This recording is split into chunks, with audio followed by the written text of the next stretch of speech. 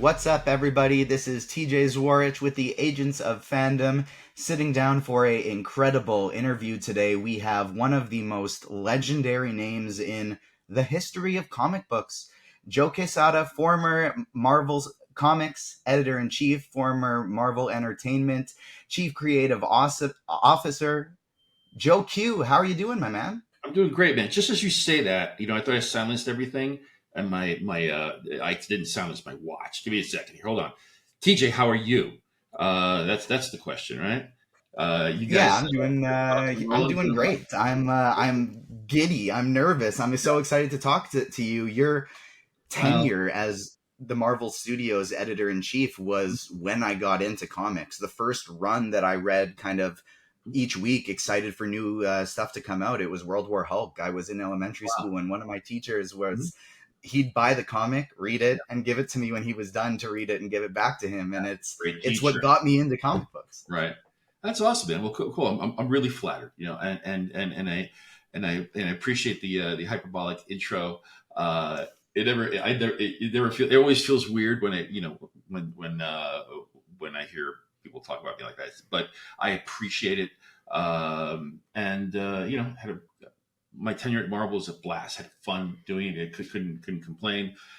But the truth of the matter is that anything that you've taken away from that my tenure at Marvel had nothing to do with me and had everything to do with the incredible people that work there. It's my philosophy was always hire people smarter, more talented, better looking than you, and let them do their thing and stay out of the way, literally. So We were talking a little bit off camera about the things that have made the Agents of Fandom successful in a short period of time, and I basically said the same thing. I didn't really do all that much. We got this amazing team that's brought us to new heights. So yeah, I can definitely feel that. And the rest of the way here, we did the intro. I'll just treat you like a normal guy. We'll just have a regular please, conversation. please, Um, yeah. Thank you. Makes me a lot more comfortable. During your time at Marvel, of all the lines you helped create, whether it was Max, Marvel Knights, the Ultimate Universe, what are you most proud of about your time there?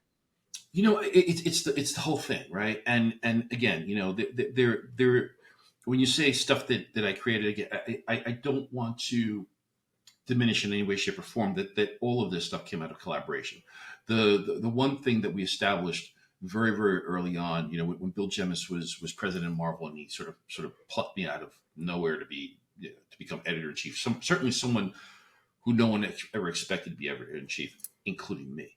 Um, the goal was collaboration. The goal was to put people in a room to start talking and creating stories, and so all that stuff bubbled up from a lot of groupthink, a lot of group creativity, right? So if you sat here, I mean, a perfect example of this, if you asked me, Miles Morales, how is that character created, right? It's really hard to identify exactly where Miles. There you go, where Miles was created, because it was a room of us, and it was a series of events that happened. We had been talking about a black Spider-Man for a long, long time, but it never felt organic in any way, shape, or form. It always felt like, well, it's going to feel forced if we just throw him out there, right? And then there was this sort of convergence of stories, and a Death of Spider-Man story and Ultimate, and it just naturally happened in the room. And even the creation of Miles Morales. I mean, his name was like, I remember there was a huge email chain where we were batting around different names for Miles, and so it was. Miles has a lot of fathers and mothers creatively. I mean, Brian Bendis took the ball and ran with it with Sarah Pacelli, but he was instrumental in the room. Mark Miller was in the room. I mean, it was a decent group of us. But that stuff happened all the time. You and I were talking, just about World War Hulk, right? World War Hulk was going to be, we were looking for a big event, a big story, and World War Hulk is something that we came up with, but we weren't. Something about it wasn't clicking. It wasn't working. So we had another summit, creative summit, where all our big writers were in town, and we started talking about World War Hulk, and for whatever reason, we weren't feeling it. Pardon me. And And then on the 11th hour of the last day of the summit, the idea for Civil War came around. And suddenly we became like jazzed for Civil War. And then as we discussed Civil War, we realized, wait a minute, the World War Hulk fits beautifully after Civil War. And suddenly it made World War Hulk, it amplified it, right? And just made it super exciting. We're like, oh my God, we can't wait to get to both these stories. So things like that happened all the time. And I can't tell you, really honestly, who it was that said, oh, well, we should move World War. It just sort of happened organically, right? I could tell you who, where kind of like the idea for Civil War came from and those little sort of minutiae, but it was all in a room, and collaborative in that sense. And I think when you're working with the universe as large as Marvel, it's really the only way to do this properly, right? And then you let creators go out and be the auteurs they are and do their own thing within the books, and then hopefully you end up with a little bit of magic every once in a while. I'm happy you brought up the idea of collaboration and so many people being in a room together too, because towards the end of your tenure with Marvel Entertainment as the chief creative officer, we Yep. really started to see a lot of the influence from the movies to the comics, a lot more connectivity from the comics to the movies as well. Even just like the dawn of the MCU was such an exciting thing for me, because not only did I grow up on comics, but Spider-Man the animated series, where they were pulling in Iron Man, Captain America, the X-Men from their movies and bringing them in, and they bring them all together for Secret Wars. I'd always dreamed of seeing that in the movies. So Yeah. as a fan of comics and this type of connectivity, what are your personal thoughts on kind of now seeing, oh, we got a movie coming out, let's make a comic about it. Let's Right. use a comic story to make a new movie line. Yeah. I mean, I think the success of the Marvel movies is that it hasn't worked in reverse, right? I think when these things always, we've seen prior to the Marvel sort of cinematic revolution, we've seen, aside from Donner's Superman and the occasional, one-off here like Blade, um, and the Batman movies, right? Most comic book movies fell flat. And I think the reason, and not just comic book movies, just comic movies, right? Popeye, you name it, right? They just fell flat. And I think in a lot of respects, it has to do with, and I never understood it. A studio will go out and license a property from the property holder, and something that's been around for decades and is iconic, and then understandably say, well, it has to be tweaked a little bit because it's movies, it's not comics, and so there are things that have to change. But then you see complete wholesale changes that have nothing to do with not only the characters themselves and the stories themselves, but again, they're not. It loses the entire DNA of the property. And you sit there and you go, why would you spend money on something that is iconic? It became iconic for a reason, and then decide it's not good enough, right? So the thing with Marvel Studios, and what we were all trying to do was to make sure that the movies carried through the same DNA that the comics had, right? And by the way, Sam Raimi handled this perfectly in Spider-Man. So there was a bit of a roadmap there, right? Um, and I think that, Outside of the webs coming out of the wrists. yeah. But listen, you know, but Peter Parker was Peter Parker, right? Yeah, That's what's important. 100%. I mean, I don't care if he never put on the suit. He nailed Peter Parker, and that to me is always the goal. The person inside the costume.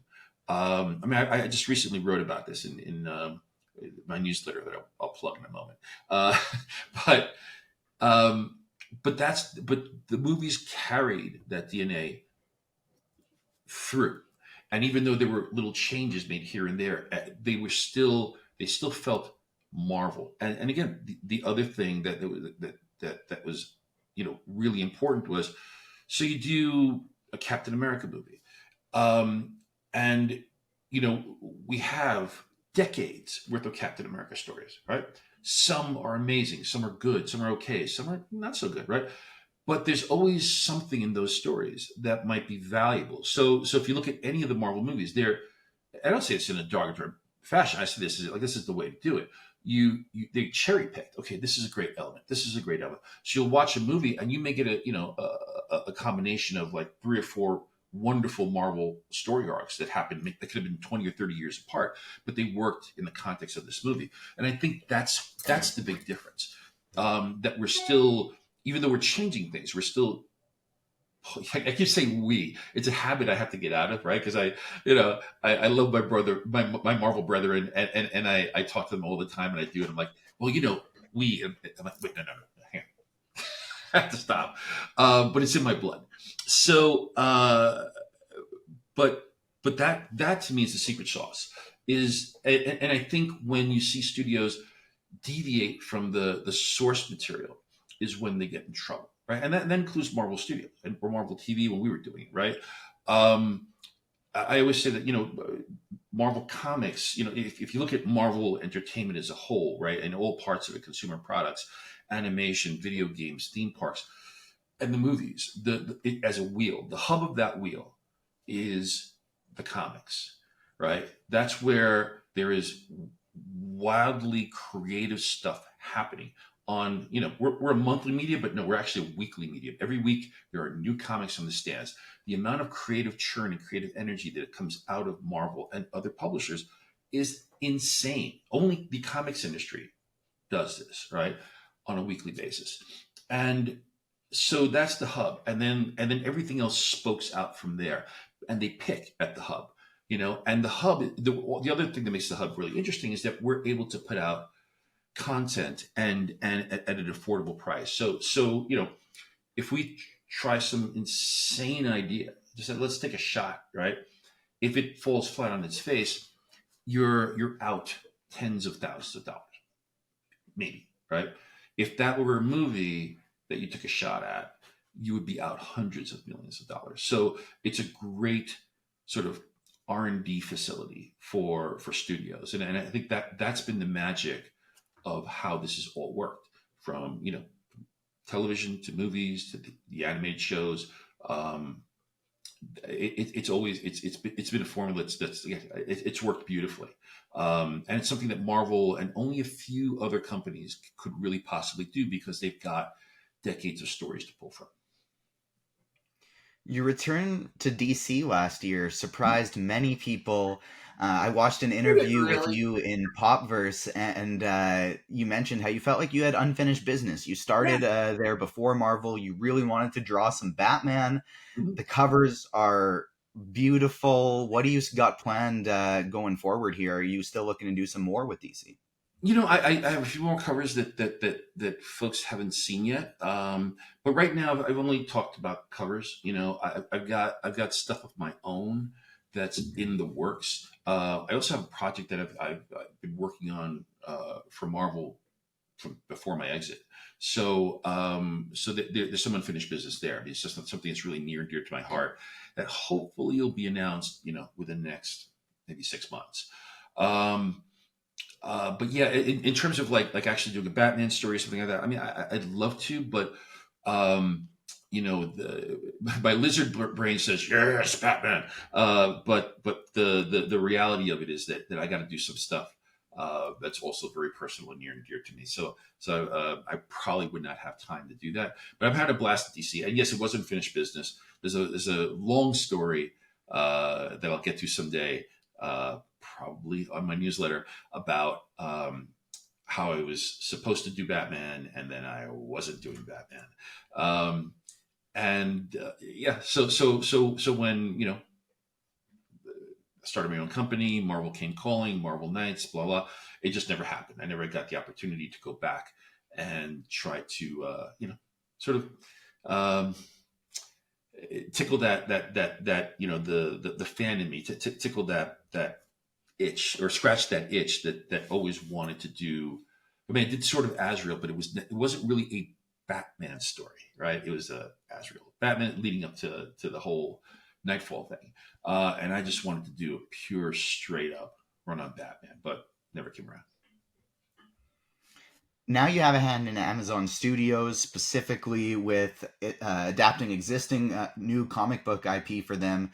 What are your goals with storytelling there? And has the writer strike, actor strike, has that kind of impacted your plans with that? I mean, I think it's impacted everybody's plans. I have a first look deal with Amazon. So it's been wonderful working with those folks up there. And, my job is to, bring them exciting IP, things that I think are unusual, that have been, overlooked, untapped, or something brand new, including my own stuff. Which, again, I'm not at liberty to say, but, but yes, I had a great fun, sort of showing him some things and saying, "Hey, have you thought of this? Have you thought of that?" And there's really not a lot more I could say about that without, I couldn't get into the details of it, right? Except that it's a brand new outlet for me. Other creative people to talk to, and we've got some stuff bubbling, but the strike is the strike, right? I mean, it's a pretty big deal right now. So everything is basically, everybody's pumped the brakes. So hopefully it's over soon, and to everybody's satisfaction. As a child of union workers, my heart's with those folks, and I really want to see them, uh, you know, uh, you know, get what they're asking for, and some sort of compromise. But right now, they're not even meeting, right? And it's like the last writer strike, right around this time, they were already at the table. So this is pretty scary, from all, not just for the writers, and the fact that you don't have any money coming in, but just the economy over there in LA. I mean, there's restaurants and stores that just rely on this stuff, on people having a job. So it's going to be a huge blow, until this thing gets settled. So I hope it does soon enough. But yeah, I mean, I'm, we're, I present them with ideas, but at the moment, yeah, it's a thing that we're all just sitting around waiting, seeing what happens. For what it's worth, maybe it's good luck we're meeting, because Deadline had an article this morning that on this Friday, the studios are sitting down finally once again with the writers to try and work Oh, through a deal. So okay. hopefully something gets Here. done here, because of course all these creators deserve what they're asking for, Yeah. and we want this stuff to end so we can get our content. But obviously, it's more important that people get the things they need for their livelihood. Yeah. One more question before Yeah. I'll let you get out of here. Throughout your or what do you think? You got time for two? Go. Yeah, I got time for three. Go for it, All man. right, let's do it. Let's do it. We've seen a lot of TV and movie adaptations of book properties stay very close to their source material. For example, something like Invincible. Yeah. It's very similar, and it's incredible on both of these fronts. We've seen some properties stray a little further away and use a title from the comics, like for example, Secret Invasion, and then do something very, very different. Right. Which one of these approaches do you kind of prefer, and would you expect to lean towards a faithful adaptation, or kind of like you said earlier, pulling from the hub? Yeah. I think I prefer pulling and and adapting, as long as it feels true to the DNA of the characters, that you're pulling from. And I think Secret Invasion does it. Again, nothing wrong with Invincible, right? But I think when I've read the comic and I go to the movie experience, right? So Watchmen's a perfect example, right? I think Watchmen, visually it's a stunning movie, right? But to try to do a literal translation of the books, first of all, really hard to do. Secondly, you kind of go in expecting something a little different. What are you going to do in the movie? This is why I think the Watchmen series on HBO, the Damon Lindelof one, was. I mean, I went in, and I don't say this because I'm Damon's one of my favorite people, but I went in very, very skeptical because I knew nothing about the show, what he was doing, because he's super secret. Um, and I was blown away. I was blown away because, first of all, he didn't do the source, but he spoiler warning, right? Takes place after the original, and he created something that I thought was as rich and as textured and and similar but different from the original. That and by the way, one season, because Damon wanted it to go one season, and when it ended, I was wholly satisfied with it. Just like I was wholly satisfied with the Watchmen graphic novel. It's just, I don't need a sequel. It's fine. Where Alan Moore left it, I'm good, right? And we were good for many, many years until they decided to do the spinoffs. But the same thing with that TV show. I walked away going, wow, I did not think that could be done. I also did not think it could be done with something that was one of the seminal works in the history of comics. So there's also there's no hard and fast rule, right? But there's something about to me, there's something about, you're doing TV, you're doing movies. These are different mediums than comics. So take what you got, keep the DNA the same, make the characters recognizable to the people who've known and loved them for so long on the printed page. But at the same time, we'd like to see something kind of cool. You've spent your entire career with these comic book characters, with Marvel and DC, so many other things that so many of us love and have just enriched our lives. I'm interested if you are kind of looking back on your career. One of the other things from that Popverse interview that I noticed is you were like, maybe one day when I have a tell-all. No, I'm not writing my tell-all, but we're going to check out your newsletter, which I'm going to make sure to let you plug at the end to find out these things. But I'm interested, over the course of your long career, if you could go back and make some changes, say, you know what, I would have loved to do something differently here. Do you have any of those that stick out for you? There's always little things like that, but at the same time, I look back on it and I'm like, I'm sorry, my computer is pinging like crazy. I look back on it and, I think about, all right, well, this thing was really successful, but we never would have gotten there if we hadn't had those 2 or 3 failures, right? So I wouldn't really change anything. I mean, if you're talking about Marvel, I wouldn't, right? All the ups and downs. In terms of my personal career, the only thing that I really look back at and I cringe is early on in my career. I was working at Valiant Comics, and Valiant and I had a falling out, and it was over a contract issue. Where essentially, I was lied to. Well, I wasn't lied to, but there was again, it's way too involved here. But there was a thing in the contract that there was a bonus structure in the contract that if we achieve certain goals, I would have this huge bonus kicked in, right? And even my lawyer was like, "Wow, that's fantastic." So I didn't achieve that. I didn't reach that threshold that I needed to achieve that bonus, and then I realized that there's a reason why I didn't achieve that threshold, and so I just kind of lost my mind a little bit. Wrote a hot letter to the Comics Buyer's Guide, which was the only place you could write a hot letter to, announcing my resignation and off of a book and blah blah blah.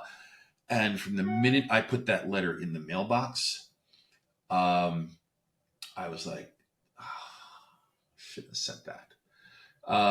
And I forgot about it. And then they printed it, and I felt even worse because I wasn't feeling bad for the folks at Valiant, that sort of the heads of Valiant, legal heads of Valiant, but I felt bad that I made myself look like an idiot, and I also felt bad that from a selfish point of view, that I didn't just burn a bridge. I burned it, and then I nuked it on the way out. Right, I'm never going to work for those guys again. Right, and who knows what happens? You never know in this business, right? And this is advice that I give young creators. It's just like, bad stuff's going to happen. Right, you're going to get screwed at some point. You're going to be angry at somebody at some point because you're not seeing your vision portrayed the way, whatever it is. Just leave the situation, or if you're shown the door, just leave. But don't write the hot letter. These days, don't write the hot tweet, right? Don't write the hot post. Before you do it, give it a day or two. Think about it.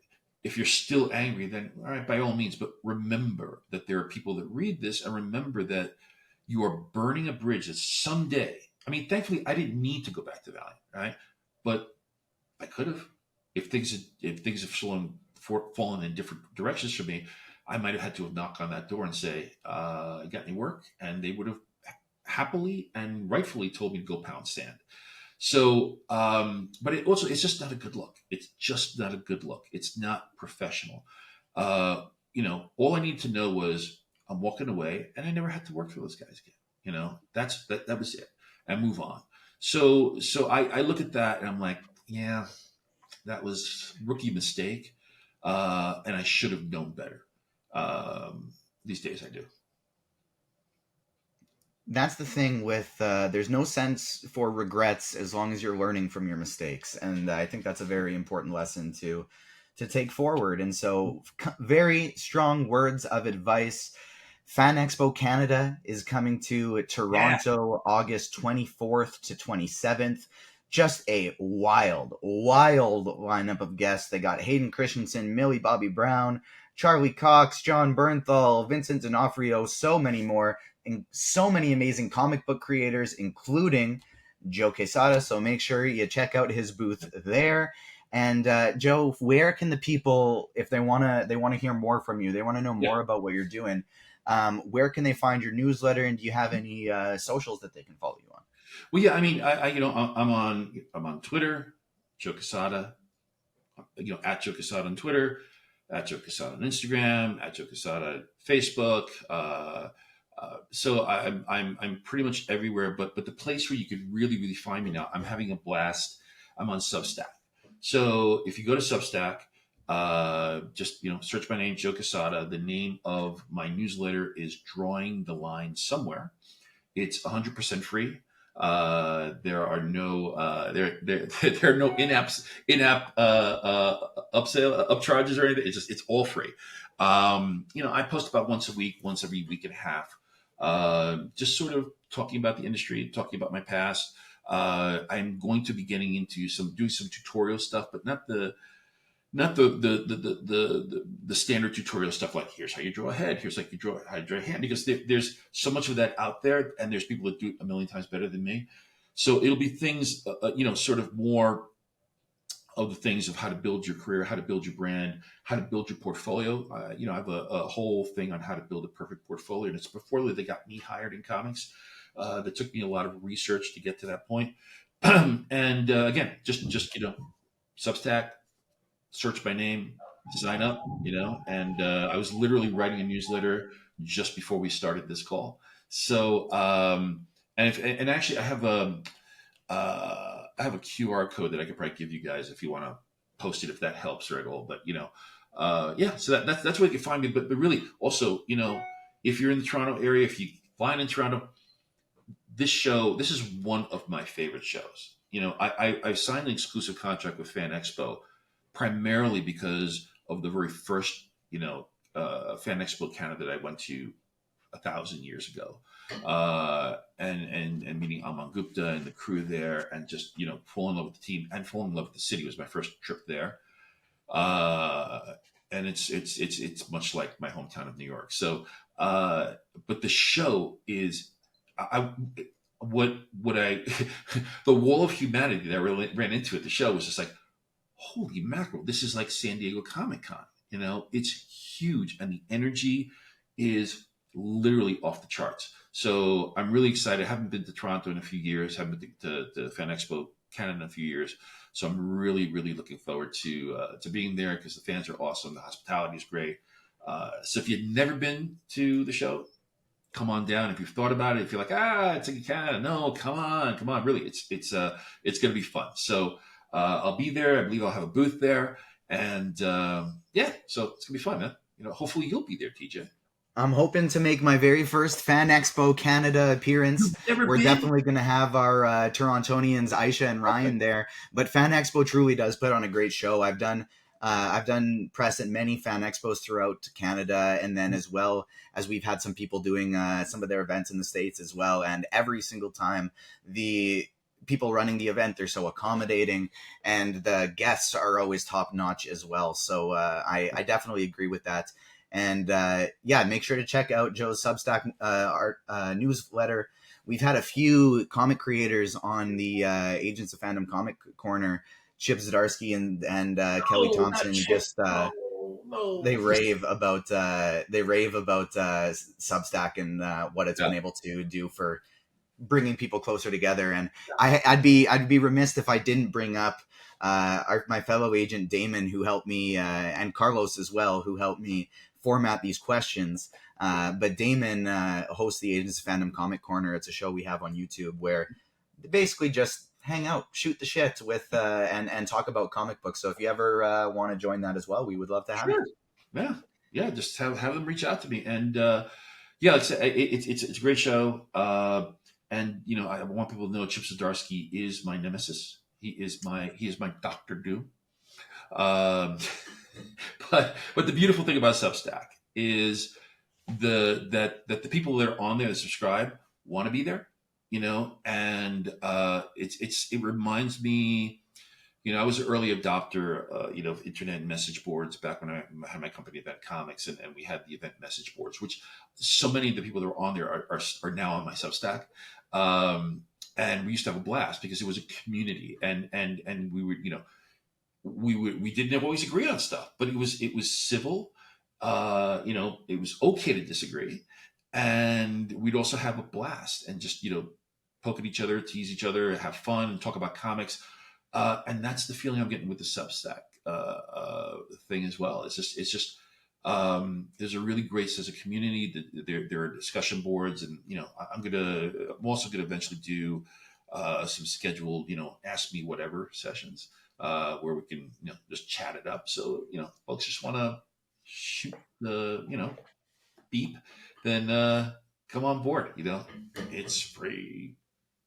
If you're telling me that there's a place on the internet where we can have nuanced discussions about things, I Yeah. didn't know that existed. So I'm definitely going to have to check it out. That's the thing that's really weird. It's like, there's a lot of people that aren't really aware of Substack or think it's maybe perceive it as being this sort of very complex thing. And it's not. I mean, just you could find really top-notch writing and editorial content within Substack. I mean, some of it's subscriber based, right? And some of it's free. And I've opted to put mine out there free because for me, I feel that so much of my success in comic books has been engagement with fans and engagement with folks like you, right? And just talking one on one and being as transparent and honest as I possibly can be. And I feel that that's where I'm at my best, and it's the best way for me to talk about the stuff that I've done and talk about stuff that I'm doing in the future. And my feeling is that if people feel like, oh, I like this guy, or he's an idiot, or whatever it may be, I feel that's the best way to at least say, hey, listen, this is what I'm working on. If you like that idea, it's at stores right now, and eventually I get there. But in the meantime, I love chatting with the fans, and I love just sort of spilling the beans on some stuff that's happened in the past and fun stories and some off-colored stuff that maybe I wasn't able to tell when I was at Marvel/Disney because it's Marvel/Disney. But I'm having a blast. So yeah, so please subscribe. Or no. Subscribe to Joe's Substack, and also Joe, if Chip is your nemesis, Oh, I mean, I interviewed him at my comic shop, and then he came on Comic Corner, so you got a few more appearances you need with the Agents of Fandom if you're going to one up yeah, him. man, I'm cheering for you. I'm not going to say no. yeah. But make sure to follow Joe Quesada on socials and Substack as well. Check out FanExpo Canada in Toronto, August 24th to 27th. And make sure you check out the Agents Fandom podcast. And this episode will be up on our YouTube page as well as up on agentsoffandom.com as well. Thank you so much, Joe, for sitting down with me today. This has been an absolute blast. Thank you, everybody involved and everybody out there. See you guys.